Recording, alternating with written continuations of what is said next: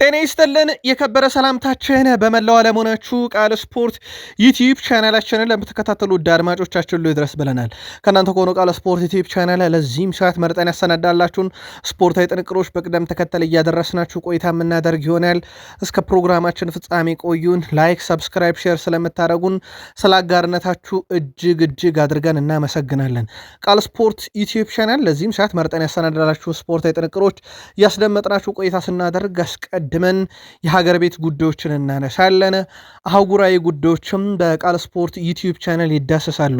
በአውሮፓ የመረጃ ሰዓታችን ውድ ቤተሰቦቻችን በርከት ያሉ ጥንቅሮችን ስናካፍላችሁ ባርሴሎና ቤት አንድ ነገር ተፈጥሯል። የተፈጠረበት ምክንያት ነው ትንሽ ፈገግ የሚያስብለው። የቡድን ዜና እናነሳለን። ከሪያል ማድሪድ ጋር በተያያዘ ምን አዲስ ነገር አለ የሚለውን ተከታትለነዋል። ለእናንተ ውድ አድማጮቻችን በስፋት ይዘናል። የአውሮፓ የዝውውር መስኮትም ላይ አዳዲስ ያገኘናቸውን ጉዳዮች እናካፍላችኋለን። በተወዳጁ የእንግሊዝ ፕሪሚየር ሊግ የመረጃ ሰዓታችን ሊጠናቀቁ ከጫፍ የደረሱና የተሰረዙም ዝውውሮች አሉ። በአጫጭር ስፖርታዊ ጥንቅሮቻችን አስቀድመን እናነሳቸዋለን። በተለምዶ ታላላቆቹ 6 የፕሪሚየር ሊግ ክለቦች ቶትናም በዝውውር መስኮቱ እስከ 65 ሚሊዮን ፓውንድ ሊያስወጣ የሚችል አንድን ዝውውር በተመለከተ መረጃ እናካፍላችኋለን። ሲቲ ቤት በውሰት የተፈለገውን ተጫዋችና ኮንትራት ስላራዘመው ተጫዋች ጥቂት መረጃ እናካፍላችኋለን። ቼልሲ በአዲስ አሰልጣኝ ስር በአዲስ ፍልስፍና በአዲስ የጨዋታ ስታይል የቀድሞ በሊቨርፑል ተጫዋች ዣቪ አሎንሶ የሚሰለጥነውን ቼልሲ እናነሳለን። የቡድን ዜናም ተካቷል። ወቅታዊ ጉዳዮች በቃል ስፖርት ዩቲዩብ ቻናል ለቼልሲያን ሲደርስ አዲሱ ፈራሚ ከቀድሞ ጓደውም ጋር ይገናኛል። ተጨማሪ ጥንቅሮችን ስናነሳ በሊቨርፑል በኩል ከግብ ጠባቂ እስከ አጥቂ የቡድን ዜና ይዘናል። ሊቨርፑል ቤት ጉዳት አለ፣ ዝውውር ላይ ተጽዕኖ ሊያስከትል ይችላል የተባለ የሊቨርፑልን ወቅታዊ እንቅስቃሴ እናነሳለን። የሊቨርፑል የቡድን ዜናም በስፋት ተይዟል። አብራችሁን ቆዩን። ማይክል ካሪክ በማንቸስተር ዩናይትድ ከሹመታቸው በኋላ በርካታ ነገር በፕሪሚየር ሊጉም ሲለወጥ የእሳቸው ቡድን ውስጥም በርካታ ለውጦች አሉ። ጥቂት ለውጦችን እናነሳለን በዝውውር ጉዳይ ላይ አያይዘን ማለት ነው። የቡድን ዜና እና እሳቸውን ስናነሳ ከዝውውር ጋር በተያያዘ በአንድ የሜዳ ክፍል ላይ አንድን ዝውውር የምፈጽመው ተጫዋቹ እሺ ካለ ወይም ዩናይትድን ካለ ብቻ ነው ብለዋል። አማራጮች ታይተዋል። የዘ ኢንዲፔንደንቴን የተረጋገጠ መረጃ እናካፍላችኋለን። በአርሰናል በኩል ቀጣዩ ፈራሚ ታውቋል። ውድ ቤተሰቦቻችን የተረጋገጠ መረጃ የአርሰናልን ፈራሚ እንነግራችኋለን። የሚጠበቅ የ18 ዓመት ተጫዋች አለ። ፕሪሚየር ሊጉ 19 ቀኖች ሲቀሩት አርሰናል ቤት አዳዲስ ጉዳዮችን በቡድን ዜና እናካፍላችኋለን። የአቋም መለኪያ ጨዋታዎች ይቀጥላሉ። በአርሰናል በኩል መረጃዎችን ስናካፍላችሁ ተጨማሪ መረጃዎችን ስለያዝን ትቆዩን ያላችሁ ላይክ ስለምታደረጉን ሀሳብ አስተያየታችሁን ስለምታጋሩን ስለ ውድ ቆይታችሁም አመስጋኞች ነን። በነገራችን ላይ ይህን መረጃ ለእናንተ ስናደርስ ቃል ስፖርት ዩቲዩብ ቻናል 100,000 ሰብስክራይበር ለመድረስ 462 ሰብስክራይበር ብቻ ይቀረናል። አጋርነታችሁን እንዳይለየን ብለናል። በአገር ቤት እንጀምር። ኢትዮጵያን በመወከል በአፍሪካ ሻምፒዮንስ ሊግ እና ኮንፌዴሬሽን ካፕ የሚወክሉ ክለቦች ተጋጣሚዎቻቸውን የሚያውቁበት ቀን ታውቋል። የውድድሮቹ ቅድመ ማጣሪያ እጣ የፊታችን ሐሙስ ማለትም ሐምሌ 30 2018 ዓ.ም በግብፅ ካይሮ ከተማ ይካሄዳል። ሲዳማ ቡና በሻምፒዮንስ ሊግ እንዲሁም ወልዋሎ ዓዲግራት ዩኒቨርሲቲ በኮንፌዴሬሽን ካፕ ኢትዮጵያን ወክለው ይሳተፋሉ። የቅድመ ማጣሪያ ጨዋታውን የሚረቱ ከሆነ ወደ ምድብ ድልድል የሚገቡ ይሆናል። ሁለቱም ክለቦቻችን ካፍ ይፋ ባደረገው መረጃ ከቅድመ ማጣሪያው የሚወድቁ ክለቦች $100,000 ድጋፍ ግን ይደረግላቸዋልና ለወልዋሎ ዓዲግራት ዩኒቨርሲቲም ለሲዳማ ቡናም ጠቀም ያለ ገንዘብ ይዘው እንደሚመለሱ ግን ምንም ጥርጥር የለውም። የወቅቱ የአፍሪካ ምርጡ ዳኛ በአሜሪካ የገጠመው ነገር ለታሪክ ተጽፎ የሚቀመጥ ነው። ኦማር አርታን የ2026 ሴካፋ ካጋሜ ካፕ ፍጻሜ ጨዋታ እንዲመሩ ተመርጠዋል። ዋና ዳኛው ከጅቡቲው ዳኛ አብዱል ረዛቅ እና ከኬንያው ዮምቤ ጋር በመሆን ጨዋታውን ይመሩታል። ኦማር አርታን በቅርቡ የአውሮፓ ሱፐር ካፕ ፍጻሜ ጨዋታን እንዲመሩ በአውሮፓ እግር ኳስ ማህበር መመረጣቸው አይዘነጋም። ምክንያቱ ደግሞ የዓለም ዋንጫን እንዲመሩ አሜሪካ ቢላኩም የአሜሪካ ፖሊሲ ምክንያት ሲቀሩ ፊፋ ዝም ጭጭ እንዳለ ይታወቃል። በዣን ኢንፋንቲኖ እየተመራ በአሌክሳንደር ሴፌሬን የሚመራው የአውሮፓ እግር ኳስ ማህበር ግን እኚህ አፍሪካዊ ዳኛ እኔ የማዘጋጀውን ትልቅ ውድድር በፍጻሜ ይምሩልኝ ማለቱ ይታወቃል። ሶስቱ ዳኞች በጋራ በፒኤስጂ እና አስቶን ቪላ መካከል የሚደረገውንም የፍጻሜ ጨዋታ ይመራሉ። የሱፐር ካፑን ኦማር አርታን በ26 የዓለም ዋንጫ ወደ አሜሪካ ለመግባቱ ግን የፈጠረለት ተጽዕኖ ቀላል የሚባል አይደለም። ወደ አውሮፓ ተሻገርን። ባርሴሎናን እናስቀድማለን ውዶቻችን። ባርሴሎና የወዳጅነት ጨዋታው ተሰርዟል። በጣም አስገራሚ የተሰረዘበት ምክንያት ነው። ባርሴሎና በዝግ ስቴዲየም ከፕሪስቶን ኖርዝ ኢንድ ጋር የወዳጅነት ጨዋታ ለማድረግ ቀጠሮ ተይዞ ነበር። ይሁን እንጂ የእንግሊዙ ክለብ ፕሪስቶን ኖርዝ ኢንድ በቂ ዝግጁ ተጫዋቾች ስለሌሉት ጨዋታው ተሰርዟል። ባርሴሎና በጨዋታው ሰዓት ልምምዱን ለማድረግ ማሰቡ ተረጋግጧል። ባርሴሎና ቀጥሎ ወደ ጣሊያን በማቅናት ዩዲኒዜን የሚገጥም ይሆናል በአቋም መፈተሻ ጨዋታ። ይሄ የፕሪስቶኖርዝ ኢንድ ፍልሚያ ግን ፕሪስቶኖርዝ ኢንድ የማይጫወተው ተጫዋች የለኝም በሚል ቀርቷል። በባርሴሎና ቤት ካሪም አዲየሚ አዲሱ ፈራሚ በተመለከተ ደግሞ ጀርመን አሰልጣኝ ሃንሲ ፍሊክ በተጫዋቹ በኩል ትልቅ የምጠብቀው አቅም ያለ በእርግጠኝነት ካያችሁት በላይ ጠብቁ ብለዋል። በአቋም መፈተሻ ጨዋታ ተጫዋቹ በልምምድ ላይ ያሳየ የሚገኘውንም ነገር እድገቱን እንደተመለከቱበትና በጣም እንደወደዱትም ጭምር ነው ይፋ ያደረጉት። የባሊዮንዶር ምሽት ኦክቶበር 26 ከመደረጉ በፊት ኤል ክላሲኮ አንድ ቀን ቀደም ብሎ ማለትም እሁድ ኦክቶበር 25 2026 ዓ.ም ላይ ይካሄዳል። ይህ ጨዋታ ተካሂዶ ባለቀ በ24 ሰዓት ባልሞላ ጊዜዎች ደግሞ የባሊዮንዶር አሸናፊው እንለያለንና ትንሽ ለየት ያለ ሳምንት ይሆናል። የኦክቶበር 25 እና የኦክቶበር 26 ተከታታይ ምሽቶች ማለት ነው። በዚሁ የማድሪድን መረጃ እንቀጥል። ቤርናንዶ ሲልቫ የሪያል ማድሪድ ህይወቱን በይፋ ጀምሯል። ቪኒሺየስ ጁኒየርም ወደ ልምምዱ ተመልሶ ያደርጋል ተብሎ ይጠበቃል። ኮንትራቱን ማራዘም አለማራዘም ተንጠልጥሎ ያለ ጉዳይ ነው። ይህም መረጃ ቢያንስ ለእናንተ እስከምናቀርብ ድረስ ግን ከአዲስ ፈራሚዎች ቤርናንዶ ሲልቫ ቡድኑን በሰዓታት ውስጥ እንደሚቀላቀል ተረጋግጧል። ዘ ስፔሻል ዋን ጆዜ ሞሪኖ አስቀድመው ቡድኑን ተረክበው ስራ መጀመራቸው፣ ልምምድ ማድረጋቸው፣ የአቋም መፈተሻ ጨዋታ ማድረጋቸው የሚዘነጋ አይደለም። ከዚህ ጋር በተያያዘ ታዲያ ውድ ቤተሰቦቻችን በዝውውር መስኮቱ ላይ የሚፈጸሙ ሂደቶችንም እሳቸው እየተቆጣጠሩ ነውና ተከታታይ መረጃ ግን ይኖረናል። በማድሪድም በኩል በዝውውር ጉዳይ ላይ ሪያል ማድሪዱ አሰልጣኝ ጆሴ ሞሪኒዮ የቪኒሺየስ ጁኒየር ትልቅ አድናቂ መሆናቸው ሲነገር፣ ሆኖም አሰልጣኝ ሞሪኒዮ በሪያል ማድሪድ መንገድ እንደማይቆሙ ለክለቡ ቅርበት ያላቸው ምንጮች አረጋግጠዋል። የመጨረሻ የቪኒሺየስ ሁኔታ ውሳኔ ሰጪ የክለቡ ፕሬዚዳንት ፍሎሬንቲኖ ፔሬስ መሆናቸው ተገልጿል። ይሁን እንጂ ሪያል ማድሪድ ሁለቱ ወገኖች ያልተስማሙበት የፊርማ ጉርሻ ቀይ መስመር መሆኑ ተነግሯል። አሁንም ቢሆን የፊርማ ጉርሻው በድርድሩ ከቀረበ ቪኒሺየስ ጁኒየር ውሉን የሚያራዝምበት እድል ጠባብ ነው ተብሏል። አርሰናል በኩሉ ግዙፍ የዝውውር ሂሳብ ለማቅረብ ዝግጁ ሲሆን አለመስማማታቸውን ብቻ የሚጠብቅ ቡድን ነው። ሲስማሙ ግን ዝውውሩ ይቀርና ወይም አርሰናል ያቀርበዋል የተባለው ይፋዊ ጥያቄ በዛው ይቀራል ማለት ነው። አርሰናል ሊያቀርበው ያሰበው ሂሳብ ስንት ነው? ያዘጋጀለት ጥቅማጥቅም የሚሉት ነገሮች ግን በዝርዝር ይፋ ባይደረጉም ግን ጠቀም ያለ ሲል ሲገለጽ ነበረ። ያልተገለጹበት ዋነኛ ምክንያት ቪኒሺየስ ጁኒየር በዛው የሚቀር ከሆነ ነገርየው ሚዲያ ላይ ውሎ ብቻ እንዳይቀርም በሚል ነው። ኢንተር ማያሚ የናፖሊዮን ተጫዋች ኬቨን ደብሮይናን የግላቸው የማድረግ ፍላጎት አላቸው። ደብሮይና በዚህ ክረምት ናፖሊን ይለቃል ተብሎ በትልቁ እየተጠበቀ ነው። አዲስ ነገር ካልተፈጠረ በስተቀር እስካሁን ባለው እቅድ ያው ከናፖሊ ይለያያል የሚለው ነው። የኬቨን ደብሮይና መዳረሻ ይሆን ዘንድ ደግሞ ኢንተር ማያሚ እየፈለገ ነው ተብሏል። ሌላው የሮሜሎ ሉካኮም ጉዳይ በተመሳይ ነው። በነገራችን ላይ በናፖሊ አይቀጥልም። ራስመስ ሆይሉንድ ቋሚ ሆኗል። አትላንታ ዩናይትድ ከዛው ከአሜሪካ ሜጀር ሊግ ሶከር ሮሜሎ ሉካኮን ደግሞ የግላቸው ለማድረግ እቅድ ያላቸው ንግግሮች እንደቀጠሉ ተረጋግጧል። በግል ጉዳዮች ላይ የአሜሪካ ሜጀር ሊግ ሶከሩ ክለብ ይህን ቤልጅየም አጥቂ የግላቸው ለማድረግ ጠንካራ ስራዎችንም እየሰሩ ነው ተብሏል። ድርድሩ በጣም በተጠናከረ ሁኔታ መሄዱን ተከትሎ የመፈጸም እድሉ ሰፊ ነው ተብሏል። ከዚህ ጋር በተያያዘ ኢንተር ማያሚ ኬቨን ደብሮይናን፣ አትላንታ ዩናይትድ ደግሞ ሮሜሎ ሉካኮን የናፖሊ ቆይታቸውን ማጠናቀቃቸው ተረጋግጧልና የግላቸው ለማድረግ ጥረት እያደረጉ ነው። ባየርን ሙኒክ ዳይሬክተር ኢብራል አንድ ይፋ ያደረጉት መረጃ አለ። ባየር ሙኒክ ከዛሬ በኋላ ተጫዋች አያስፈርምም፣ የዝውውር መስኮቱ ለባየር ሙኒክ ተዘግቷል ሲሉ ተደምጧል።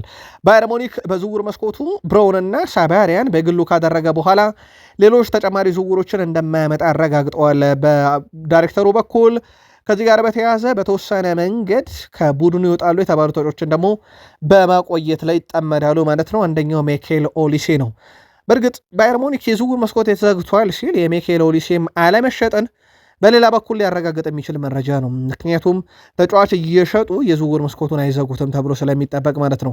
ከዚህ ጋር በተያያዘ በዝውውር መስኮቱ ላይ ባየር ሙኒኮች በነባር ተጫዋቾቻቸው ላይ ተማምነው ይቀጥላሉ ማለት ነው። ምናልባት በጣሊያን አንድ መረጃ ለመጨመር ያክል የተጠናቀቀ ዝውውር ስላለ ነው። ኮሎ ሙአኒ እስከ 2031 የሚቆይ ውል ከዩቬንቱስ ጋር ተፈራርሟል።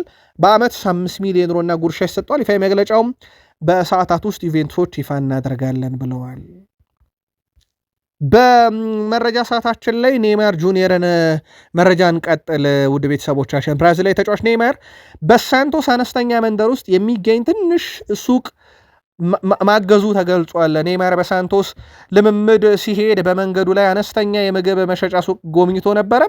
ኔይማር ከሱቁ ምግብ በመግዛት ፎቶ አብራቸው የተነሳ ሲሆን ደንበኛቸውም እንደሚሆን ቃል ገብቶላቸዋል። ከዛን በኋላ ኔይማር ቃሉን በመጠበቅ እነሱን ለማገዝ አዘውትሮ ከሱቁ መግዛት መጀመሩ ሲነገር የኔይማር ድርጊት ቪዲዮ ከተሰራጨም በኋላ በአነስተኛ ደረጃ ባሉ ቤተሰቦች የሚተዳደረው ሱቅ እውቅናንም ማትረፉ ሲገለጽ አሁን ላይ ሱቁ በማህበራዊ ሚዲያ ከ40 ሺህ በላይ ተከታይ ሲያበራ የቀን ሽያጭ 80 በመቶ ጨምሯል በኔይማር ምክንያት ተብሏል። ባለቤቶቹ ኔይማርን ለማመስገን የቤታቸውን ጣፋጭ ምግብም ኔይማር ብለው ሰይሞታል የተባለው ኔይማር በነገራችን ላይ የብራዚል ብሔራዊ ቡድንን በቃኝ ብሏል። በቀጣይ ደግሞ ጫማ ይሰቅላል ተብሎ ሲጠበቅ አሁን ደግሞ ወደ ማህበራዊ አገልግሎትም ጭምር ተመልሷል። ቃል ስፖርት ላይ ናችሁ ውዶቻችን። የተመራረጡ ስፖርታዊ ጥንቅሮችን እያጋራናችሁ እንገኛለን። ከተወዳጁ የእንግሊዝ ፕሪሚየር ሊግ ወዳገኘናቸው ዕለታዊ ጥንቅሮች የምንሻገርበት ሳለ ደርሰናል። ላይክ፣ ሰብስክራይብ እና ሼር እያረጋችሁን እስከ ፕሮግራማችን ፍጻሜ ቆዩን። ውድ ቤተሰቦቻችን በቃል ስፖርት ዩቲዩብ ቻናል የ100,000 ሰብስክራይበር ጉዟችን ይህን መረጃ ለእናንተ ውድ አድማጮቻችን በምናደርስበት ሰዓት 459 ሰብስክራይበር ብቻ ቀርተውናል። ሰብስክራይብ ካላረጋችሁ ሰብስክራይብ አድርጉን። እኛን ማግኘት ካሻችሁ ግን በቀጥታ የጽሁፍ መልእክት የምንልክበትን አድራሻችሁን አስቀምጡልን። የጽሁፍ መልእክቶችን እየላክን ነው፣ ለበርካቶችም ልከናል። በነገራችን ላይ የምታስቀምጧቸው አድራሻዎች ፐብሊክ አይሆኑም ወይም ለህዝብ ይፋ አይደረጉም። የቃል ስፖርት ዩቲዩብ ቻናል አዘጋጆች ብቻ ናቸው የሚመለከቷቸው። እንደዚህ አይነት መልእክቶችን ከጻፋችሁ ወይም እናንተን ሊያስገኝ የሚችል አድራሻ ከሆነ የጽሁፍ መልእክት የሚላክበት ቁጥሮችም ሊሆኑ ይችላል፣ ወይም የማህበራዊ ሚዲያ ገጾቻችሁን ስታስቀምጡ ለህዝብ ይፋ አናረገውም። መልእክቶችን ግን መላካችን እንቀጥናለን። 100,000 ሰብስክራይበር ጉዟችን ሲጠናቀቅ አብረን እናከብረዋለን። በፕሪሚየር ሊግ በርንማውዝን እናስቀድም። በርንማውዞች ተጫዋች ለማስፈረም ከስምነት ደርሷል። ጁኒያኖን ወደ በርንማውዝ መምጣቱ ተረጋግጧል። ሴቪያ ለዝውውሩ 11 ሚሊዮን ዩሮ ቀጥታ ከበርንማውዝ ሲከበል 2 ሚሊዮን ዩሮ እየታየ ይጨምራል። ስፔናዊ የቀኝ ተመላላሽ በቀጣይነት በቡድኑ ወሳኝ ተጫዋች ሆኖ ይቀጥላል ተብሏል። በሌላ ዝውውር ልናነሳ የወደድነው ዩቬንቱስና አስቶን ቪላን የሚያገናኘው ዝውውር በተመለከተ ነው። በዩቬንቱስና በአስቶን ቪላ መካከል መደበኛ ያልሆኑ ውይይቶች ሲደረግ የነበረበት አንደኛው ድርድር የኤሜሊያኖ ማርቲኔዝ ውይይትን በተመለከተ ነው። በቃል ደረጃ የነበረው ውይይት ወይም መደበኛ ጥያቄ ባይቀርብበትም የነበረው ውይይት በአስቶን ቪላ በኩል በጣም ጠንካራ የገንዘብ ፍላጎት አለ። የጣሊያኑ ክለብ ተጫዋቹ ለማስፈረም ሲያደርገው የነበረው ጥረት አሁን ላይ ይሳካል ብለው አይጠብቁም። ዩቬንቱሶች ሌሎች አማራጮችን ማየትን ይመርጣሉ ነው የተባለው። በተለይም በኤሜሊያኖ ማርቲኔዝ በኩል በአስቶን ቪላ የተጠየቀውን ገንዘብ ለመክፈል ፈቃደኛ ስላልሆኑ ቪላዎች የግብ ጠባቂውን መልቀቅ እንደማይደግፉ ከሰሞኑ ሲነግሩን ነበር።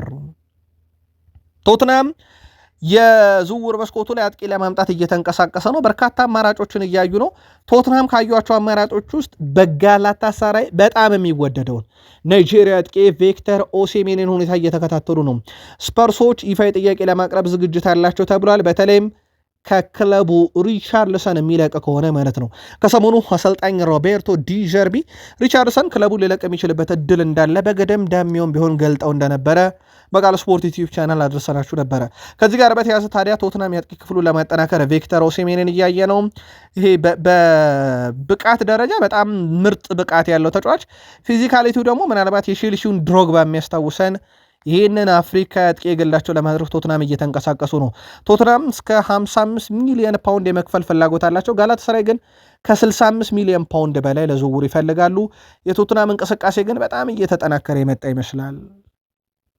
በማንቸስተር ሲቲ ቆይታቸው ካልተረጋገጡ ተጫዋቾች ታይጃኒ ራይንደርስ ይጠቀሳል። በእርግጥ ማሬስካ የመጨረሻውን ውሳኔ ወስኑበታል ተብሎ ይታሰባል። ፔፕ ጋርዲዮላ ስር ግን የተጠበቀውን ያክል አልነበረም። በቂ የጨዋታ እድሎችን በተወሰነ መንገድ አግኝቶ ነበር። በኋላም ላይ ግን የጠፋ ተጫዋች ነው። በተጫዋቹ በኩል ዩቬንቱሶች ተጫዋቹን ለማስፈረም ፍላጎት አላቸው ተብሏል። ታይጃኒ ራይንደርስን የጣሊያኑ ክለብ ተጫዋቹን ለማስፈረም በሚያደርገው ጥረት ላይ ግን ዋነኛ ፍላጎታቸው ተጫዋቹን በውሰት መውሰድ ነው። ከዛ ጋር በተያያዘም በማንቸስተር ሲቲ በኩል ተጫዋቹን መሸጥ በውሰት መስጠትም ይሁን ሌሎች ጉዳዮች ላይ መጨረሻ ውሳኔዎች አልተወሰኑም። ዩቬንቱሶች ዝርዝራቸው ውስጥ አካተዋል። ከሲቲ ጋር በቀጣይ በተጫዋቹም ዙሪያ የመደራደር ፍላጎት እንዳላቸው ሲዘገብ፣ ሲቲ ግን ሮድሪ በዚህ ክረምት የሚለቅ ከሆነ ታይጃኒ ራይንደርስንም አብሮ ይለቃል ተብሎ አይጠበቅም። ፊል ፎደን በቅርቡ ነበረ ኮንትራቱን በማንቸስተር ሲቲ ያራዘመው እስከ 2031። ተጫዋቹ ኮንትራቱን ካራዘመ በኋላ አሁን በጣም ነፃነት እየተሰማው መሆኑን አረጋግጧል። የረጅም ጊዜ ኮንትራት ፈርም ያለው ለእኔ ይሄ ምርጡ ጊዜ ነው። በእርግጠኝነትም ወደ ክለቡ በጥሩ ፎርም እመለሳለሁ። በክለቡና በእኔ መካከልም ያለው መተማመን እንዲጠነክር ያደረገ ብሏል። እናም እዚህ ቡድን ውስጥ ከልጅነት የጀመሮ ነበርኩኝ ወይም ከ4-5 ዓመት የጀምሮ ነበርኩኝ። እናም በሲቲ ኖር ያለው በእርግጠኝነት የሲቲ ቆይታ ፈጽሞ የማይረሳና በአእምሮች ተጽፎ የሚኖር ነው። አሁንም በሲቲ ቤት ትልቅ አበርክቶ ለማድረግ ዝግጁ ነኝ ብሏል። በማንቸስተር ሲቲ በኩል ምናልባት የጋርዲዮላ ያለፉት 2 ዓመታት ቆይታው በጋርዲዮላ ስር ጥሩ የሚባለው ፎደን አልነበረም። ከብሔራዊ ቡድን ስብስቡ እስኪቀነስ ድረስ አድርሶት ነበረ። አሁን ላይ ግን በአዲሱ አሰልጣኝ ማሬስካ ስር ቁልፍ ሆኖ እንደሚቀጥል ማረጋገጫ ነው። በቅርቡ ነበር በሲቲ ቤት ኮንትራቱን የፈረመው። ከቼልሲ ጋር በተያያዘ የቀድሞ የሊቨርፑል ተጫዋች ዣቪ አሎንሶ አሁን የቼልሲ አሰልጣኝ ሆኗል። እናም ድሮ በተቃራኒ የተፋለመውን ቼልሲ በሜዳ ላይ ሆኖ አሁን ደግሞ በሜዳው ጠርዞ ነው ይመራዋል። ሌቪ ኮልዌል ዣቪ አሎንሶን በተመለከተ ያለምንም ምክንያት ኳሶችን እያቀበለናል። እናም ሁልጊዜም የሚያቀበለን ኳስ ፍጹም የሆነ ፓስ ነው። አንዳንድ ጊዜ የዣቪ አሎንሶ ፓስን ስመለከት አሰልጣኝ መሆኑን እየረሳው ነው ብሏልና አንዳንድ ጊዜ እንደሱ ፓስ ማድረግ ባለመቻላችን ሁሉ እየተሸማቀቅን ነው። እርሱ ምርጥ አሰልጣኝ ብቻ ሳይሆን ምርጥ እግር ኳስ ተጫዋች ነው እያለ ነውና በልምምድ ቦታ ላይ ዣቪ አሎንሶ አሁንም ከነ ቴክኒካል ብቃቱ ጭምር እንዳለ ነው ሌቪ ኮልዌል የገለጸው። በእርግጥ በቅርብ ዓመታት ውስጥ ነው ዣቪ አሎንሶ ኳስን ያቆመው። ስለዚህ ለኳስ ሩቅ የሆነ አይደለም። ተክለሰውነቱም ይሆን ራሱን የጠበቀና ይሄ የስፖርተኛ ተክለሰውነቱ ገና አልጠፋምና የዣቪ አሎንሶ ቅልጥፍና በብዙ ተጫዋቾች ዘንድ እየተወደሰ ነው።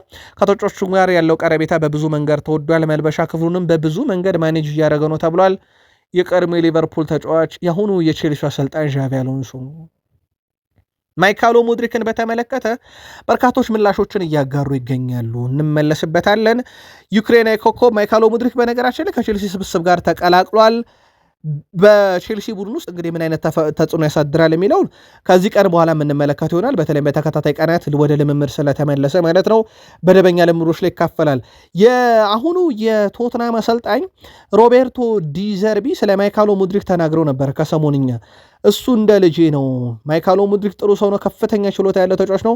ባለፉት 2 የሲዝኖች ያሳለፈው ከባድ ጊዜ በዚህ ውድድር ዘመን በሜዳ ላይ እንደሚያሳይ ተስፋ አደርጋለሁ። ምናልባት ግን ቶትናምን ሲገጥም እንዲሆን አልፈልግም ብለዋል። እሳቸው በሻክታር ዶኔትስክ ያውቁታል ተጫዋቹንና ቶትናምን ሲገጥም ብቻ ብቃቱን ማየት አልፈልግም። ከዛ ውጭ ግን ጥሩን ማይካሎ ሙድሪክን እንደማየው ተስፋ አደርጋለሁ ሲሉ ተደምጠዋል። የቶትናም ወለቃ ቼልሲ የቀድሞ ተጫዋቾችን ያጣምራል። ዦ ፔድሮን ከዳኔ ዌልቤክ ሁለቱ የቀድሞ የብራይተን ተጫዋቾች ናቸው። አሁን ሁለቱም ቼልሲ ደርሰዋል። ሁለቱም በጣምራ ተጫውተዋል። ብራይተን 2 አጥቂዎችን ይዞ ሲገባ አሁን ሁለቱን አንድ ላይ ነው የሚጠቀሟቸው ዣቪ አሎንሶ ወይንስ ለየብቻ የሚለው ይጠበቃል። የዦ ፔድሮ ወቅታዊ ብቃት በምንም ታምር ከተጠባባቂ የሚጀምር አይደለም። ምናልባት ለረፍት ተጠባባቂ ወንበር ላይ ከተጀመረ እንጂ የአሁኑ ወቅታዊ ብቃቱ በጣም አስደናቂ ነው። ሁለቱ አንድ ላይ ይጫወታሉ። ከአሜክስ ወደ ስታንፎርድ ብሪጅ መጥቷል ጥምረቱ። ዝውውሩ የዘንድሮ የቼልሲ ለየት ያለ ነው። ግን አንድ ነገር እናስተውሉ ውድ ቤተሰቦቻችን፣ ዓመት ከዓመት በመጣ ቁጥር ቼልሲ የብራይተን ደንበኛ ነው ሲባል የሚዲያ ፍጆታ ግን አይደለም። አሁንም ቼልሲ ከብራይተን ተጫዋች እያስፈረመ ነው። ምናልባት ቼልሲ አሁን የቀረው ነገር አንድ ነገር ብቻ ነው። በ38 የፕሪሚየር ሊግ ጨዋታ በሞሪኒዮ ስር 15 ጎል ብቻ ተቆጥሮበት ዋንጫ የበላበት የ2004-05 ውድድር ዘመን ሪከርዱ አሁንም በቼልሲ እጅ ነው። 21 ዓመታት ገደማ ሆኑት። ዘንድሮስ ቼልሲ የትኛውም የአውሮፓ መድረክ ጨዋታ የለበትም። ዋንጫው እንደተመኙት በዚህ ጥምረት ሲያመጡት የሆነው የሚለው ይጠበቃል። የሊቨርፑል ሲዝን ሊጀመር ጥቂት ይቀሯል። በነገራችን ላይ ተወዳጁ የእንግሊዝ ፕሪሚየር ሊግ በይፋ ሊጀመር 18 ቀናቶች በሉት ውድ ቤተሰቦቻችን ይህን መረጃ ስናቀርብ ኦሎሞስ ሰዓቱ እየሄደ ስለሆነ 18 ቀናቶች በሉት ሊቨርፑል በቀሩት 18 ቀናቶች ግብ ጠባቂ አሊሰን ማማርዳሽቬሊ ያሮስና ውድማኔን ይዟል። ቀኝ ተከላካይ ላይ ችግር አለ። ፍሪፖንግ ይታወቃል። ኮነር ብራድሊ ጉዳት፣ ካልቨን ራምሴ ገና ብዙ ልምድ ይጠይቃል።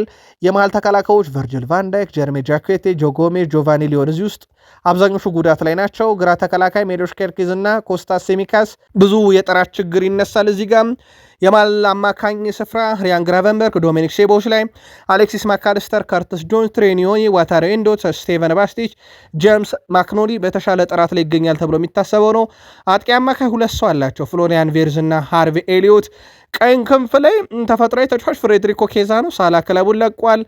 በግራ ክንፍ አጥቂ ኮዲ ጋክፖ፣ ሪዮ ንጉማና ቪክተር ሙኒስ የተሻለ በሚባለው አጥቂ ላይ ኢሳክና ሁጎ ኤኬቴኬ ያሉ። ሁጎ ኤኬቴኬ ጉዳት ላይ ነው። ኢሳክ ጥሩ ፎርም ላይ አለ። ይህ ስብስብ ከ18 ቀን በኋላ ፕሪሚየር ሊግን ይጀምራል። በቂ ነው ወይ በሚለው ጉዳይ ላይ ግን በርካታ ሊቨርፑልያን ጥያቄ እንዳላቸው ይታወቃል። ጆ ጎሜዝ የሊቨርፑል የዝውውር እቅድን በተመለከተም እንግዲህ አንዳች እቅድ ሊያስቀይር የሚችል ተጫዋች ነው። የዝውውር መስኮቱ እየገፋ ሲሄድ አቋማቸው ሊቨርፑል ሊለውጡበት ይችላሉ የተባለው አንዱ የጆ ጎሜዝ ጉዳት ነው። እንደ ጎሜዝ በሁሉም ቦታ በቀኝ ተከላካይና የመሃል ተከላካይ መጫወት የሚችል አማራጭ ካገኙ ገበያ ላይ ሊወጡ ይችላሉ ሊቨርፑሎች። አስገዳጅ ነው። በነገራችን ላይ ጀርሜ ጃኩዌቴ እና ጆቫኒ ሊዮን ከረጅም ጊዜ ጉዳት በኋላ ወደ ሜዳ ለመመለስ ጥቂት ረፍት እንደሚያስፈልጋቸው ይታወቃል። ጀርሜ ፍሪፖንግ በቀይ መስመር ተከላካይ ቦታ ላይ እስካሁን የሚጠበቅበትን ብቃት ለማሳየት ተቸግሯል። ምክንያቱ ጉዳት ነው። እሱም በነገራችን ላይ በባየር ሌቨርኩሰን የሚያውቀው ጀረሚ ፍሪፖንግ ግን ብዙ ነገር እንደሚጠበቅ ምንም ጥያቄ የለውም። ምናልባት የፕሪሚየር ሊግ መላመድ እንዳይባል ተደጋጋሚ ጉዳቶች እያስቸገሩት ነው። እንደውም አምናም በአሰልጣኝ አርኔ ስሎት በኩል ዶሚኒክ ሶቦስላይን በዛ ቦታ ላይ እስከ መጠቀም ደርሰው እንደነበረ የሚዘነጋ አይደለም። የተጫዋቹም ነገር በጣም አሳሳቢ ነው። በዚህ ክረምት በጣም ተጠናክሮ ይመጣል ተብሎ ይጠበቃል። አዲስ ፈራሚ ቪክተር ሙኒዝ በቀኝ ክንፍ የመሰለፍ የሚችል አይነትም ተጫዋች ነው። ስለዚህ ምናልባት ሶቦስላይ ላይ ያርፍ ይችላል። አሁን ላይ ቪክተር ሙኒዝን ወደዚህ ቦታ አምጥቶ የሚያጫውቱት ከሆነ በቀጣይ ግን በዚህ የመከላከል ክፍል ላይ የጉዳት ችግር እንዳለ ሆኖ ፍሪፖንግ ከሌለ ኮነር ብራድሊ ከሌለ ካልቨን ራምሴን ይጠቀማሉ ተብሎ ይጠበቃል። ካልቨን ራምሴን በዛው እናንሳው። ካልቨን ራምሴ በልምምድ ማዕከሉ ጥሩ ጊዜ እያሳለፈ መሆኑን ተናግሮ በጣም ጥሩ ተሞክሮን በቅድመ ውድድር ዝግጅት እያሳለፍን ነው፣ ከፍተኛ ስራዎችንም እየሰራ ነው ብለዋል። ካልቨን ራምሴ ቡድኑ አንጋፋ ተጫዋቾች ከወጣት ተጫዋቾች ጋርም ያጣመረ ብሎታል። ባለፉት 2 ዓመታት በ21 ዓመት በታች ቡድን ከብዙ ወጣት ተጫዋቾች ጋር ተጫዋች ያለው የሚለው ካልቨን ራምሴ፣ ስለዚህ በደንብ አውቀዋለሁ ቡድኑን፣ እናም ከፍተኛ ጥራት ያላቸው ተጫዋቾች ጋርም ለመላመድ ጊዜ አልፈጀብኝም ብሏል። ካልቨን ራምሴ በውሰት ሄዶ በነበረበትም ጊዜ ጮት የፈለግኩትን ያህል እድል አላገኙም፣ ግን ሁሉም ለመማር ዝግጁ ነኝ። አሁንም በሊቨርፑል በዋናው ቡድን ለመጮት ዝግጁ ነኝ ብሏል። በዛም ቦታ ላይ እንዳልኳቸው ኮነር ብራድሊና የጀረሚ ፍሪፖንግ ጉዳት ምናልባት እድል ከተሰጠው ማለት ነው። ካልቨን ራምሴ በውሰት የመጮትን ጥቅም ግን ይናገራል። በብዙ ተመልካቾች ፊት መጮት፣ በትልቅ ስቴዲየሞች ውስጥ መጮት እና ተመሳይ ነገሮች ናቸው። እዚህም ጥሩ የተመልካች ድጋፍ አለ። ስለዚህ በውሰት ስትወጣ ከዛ ብዙ ልምድ ትወስዳለ። አሁን ብዙ ልምድ አለኝ ሲል ተደምጧል። በማንቸስተር ዩናይትድ በኩል ውድ ቤተሰቦቻችን በአሰልጣኝ ማይከል ካሪክ ስር ከገባ በኋላ ቡድኑ በነገራችን ላይ የሲዝኑን 5 ወር በካሪክ ስር ያሳለፈ የሲዝኑን የዚህን ሙሉ ዓመትና ቀጣዩን ዓመት 2 ዓመት ኮንትራት ስላላቸው በካሪክ ስር ነው እንግዲህ እስካልተሰናበቱ ድረስ።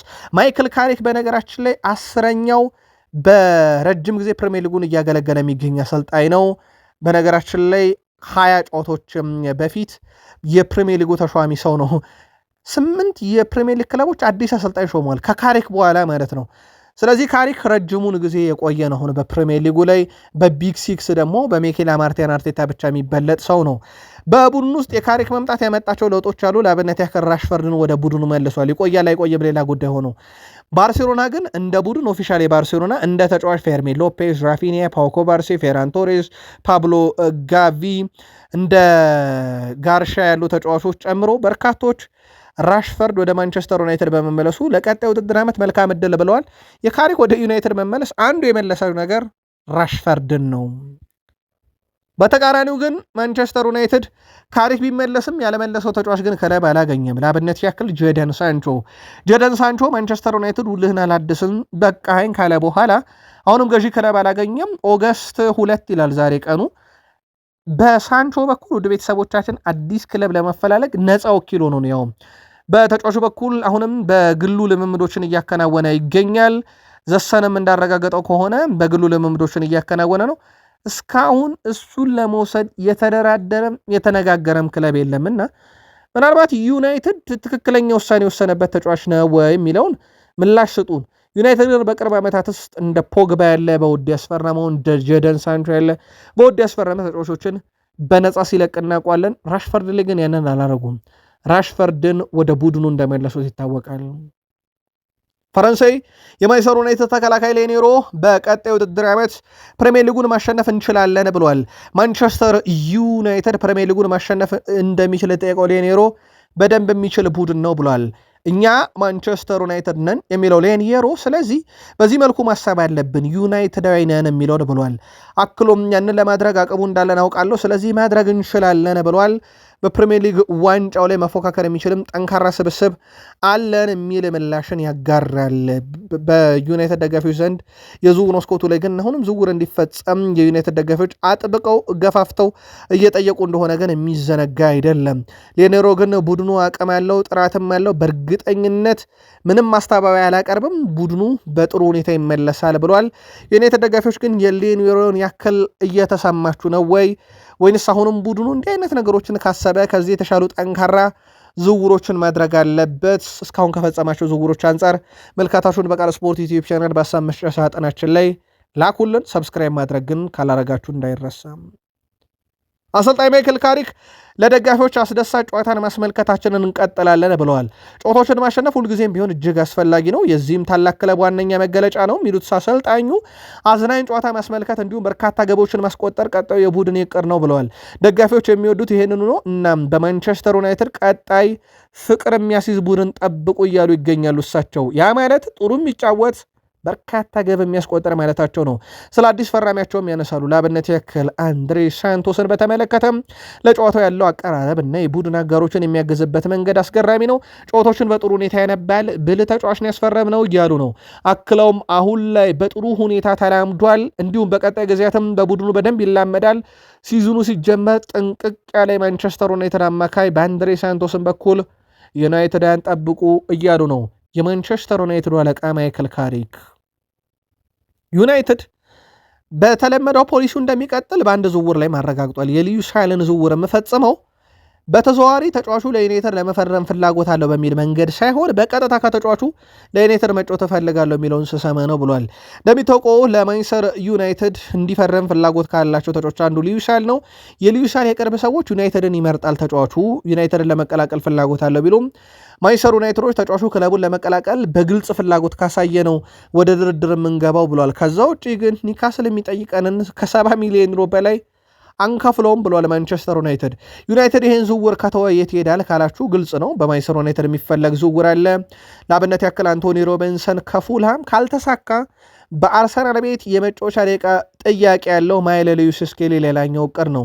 ዩናይትድ በእርግጥ ይህንን ተጫዋች አስቀድሞም ሲመለከተው ነበር። ምንም አይነት ድርድር፣ ውይይት፣ ንግግር አልተደረገም። አርሰናሎች አሁን ባለው ሂደት ማይለ ሉዊስ ስኬሊ ለመሸጥ ምንም አይነት ፍላጎትም እቅድም ግን እንደሌላቸው ይታወቃል። ውድ ቤተሰቦቻችን አርሰናል ደጋፊዎች ሰበር መረጃ እንንገራችሁ። ሰበሩ መረጃ አዲስ ነገር ካልተፈጠረ ብሩኖ ጊማሬሽ በሰዓታት ውስጥ ሂር ዊጎ ይባላል። ምክንያቱን እንንገራችሁ ውድ ቤተሰቦቻችን። የኒካስል ታማኝ የሚባሉ የዜና ምንጮች ከብሩኖ አይፈርምም ለአርሰናል አሁን በመጋረጃ ጀርባ አረንጓዴው መብራት በርቷል የሚል ነው። ኒካስል ዩናይትድ ከአርሰናል የቀረበለትን ይፋዊ ጥያቄ ከመጋረጃ ጀርባ ተቀብሎ አዲስ ሰው እያፈላለገ ነው። እናም ክለቡ በቀጣይነት አዲሱን አሰልጣኝ ሹመት ካጸደቀ በኋላ በዝውውሩ ላይ የመጨረሻው ውሳኔ እሳቸው ይወስናሉ ስለተባለ ማን ወደ ቡድን ይመጣል ይፋ ይደረጋል። ስለዚህ ኒካስል ዩናይትድ ላይ ክለቡ ላይ ጫና ያለመፍጠርና አዲሱ አሰልጣኝ ላይ ጫና ያለመፍጠር እንቅስቃሴ እንጂ ብሩኖ ወደ አርሰናል ይሄድ ዘንድ በኒካስል ዩናይትድ በኩል ከመጋረጃ ጀርባ ተቀብለውታል ሂሳቡን። ይሄንን ያረጋገጡት አይፈርምም ሲሉ የነበሩ የኒካስል ሚዲያዎች ናቸው። ፋብሪዞ ሮማኖ ዋቢ ያደርጎታል። ብሩኖ አስቀድሞ ለአርሰናል ስምምነቱን ሰጥቶ በጉጉት የሕክምና ምርመራውን እየጠበቀ እንደሆነ ይታወቃል። በእርግጠኝነት ለአርሰናል ደጋፊዎች በ24 ሰዓት ውስጥ ብሩኖ ጊማሬሽ የአርሰናል ተጫዋች ይሆናል። አርሰናል የ18 ዓመቱን የብላክበርን አጥቂ ኢጎር ቲዮንን እየተመለከተ ይገኛል። አርሰናል ለተጫዋቹ 2 ሚሊዮን ፓውንድ የማቅረብ ፍላጎት አለው። ድርድሩ እንደቀጠለ ነው። በአርሰናል በኩል በነገራችን ላይ እንዳልኳቸው ፕሪሚየር ሊጉ ገና ሊጀመር 18 ያህል ቀናቶች ይቀሩታል። ሻምፒዮኖቹ የመክፈቻውን ጨዋታ እንደሚያደርጉ ይታወቃል በፕሪሚየር ሊግ ከኮቬንትሪ ሲቲ ጋር። ከዛ በፊት ዝውውሮቹን ማጠናቀቅ ይፈልጋሉና አርሰናል ቤት ሰሞኑን አዳዲስ ነገሮች እንዲሁ ይጠናከራሉ። የአጥቂ ስፍራ ተጫዋቹ ወደ ቡድኑ የሚመጣ ከሆነ በአካዳሚ ቡድን ውስጥና እንደ አስፈላጊነቱ በዋናው ቡድን እየተካተተ ይጫወታል። ሻርፕ ነምበር 9 የሚባል ነውና የአርሰናል የወደፊት ተስፋ ተብሎ ሊያዝ የሚችል አይነት ዝውውር ነው። ኦዴጋርድ እስካሁን ልምምድ አልጀመረም። ወደ አርሰናል ካምፕ አልተመለሰም። በቀጣይ ተጫዋቹ የሚቀላቀለው ለንደን ላይ ነው ተብሏል። እናም ተጫዋቹ በቀጣይ ወደ ደብሊን በሚሄደው ቡድን ውስጥ አይካተትም ተብሏል። ወደ ለንደን ነው የሚጠብቃቸው አርሰናልን ተመልሶ። ከዛ ውጪ ከአርሰናል ግቦች የትኛውን ወደዳችሁ ስንል ያው የክርስቶስ ዞሪስ አዲስ ፈራሚ ስለሆነ ትኩረት ሊስብ ይችላል። በርካታ ያሉ አድማጮቻችን የካሃቨርዝን እንቅስቃሴን በጣም እንደወደዱ ሲነግሩን ነበረ። ያው ከሃቨርዝ እንኳን ነባር ሲኒየር የታወቀ ጥራቱ ከፍ ያለ ተጫዋች እንደሆነ ምንም ጥያቄ የለውም።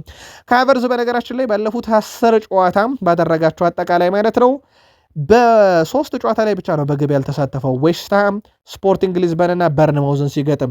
በተቀሩት 7 ጨዋታ ላይ ግን ውድ ቤተሰቦቻችን 5 ጎሎች 2 አሲስቶች አሉት። 7ቱ ላይ ተሳትፏል። ጄሮና፣ ፒኤስጂ፣ በርንሌይ፣ ሲቲ እና ስፖርቲንግ ላይ ግብ፣ ኒካስል እና እንደዚሁም ደግሞ በፓላስ ላይ አሲስትን ማበርከት ችሎ ነበረ። በጣም አስደናቂ ተጫዋች ቀጣይ ዓመት በትልቁ ይጠበቃል። አርሰናል በዚህ ሳምንት ያቋም መፈተሻ ጨዋታው በጣም ጥራት የነበረው ቡድን አይተናል። 4-1 ነው ድል ያደረገው። በነገራችን ላይ ጨዋታው እንደተጠናቀቀ ጄሮናዎች ለአርሰናል ቀጣዩ ሲዝን መልካም እድል ይሁንላችሁ ብለዋል። አርሰናል ቀጣዩ የአቋም መፈተሻ ጨዋታውን የሚያደርገው ከሪያል ቤቲስ ጋር ነው። የፊታችን ረቡዕ ሐምሌ 29 ማለት ነው ምሽት 3:30 ሲል ጨዋታው ይጀምራል። ለአርሰናል ደጋፊዎች ጥሩ ሻት ይመስላል ቀጣዩም የአቋም መፈተሻ ጨዋታ።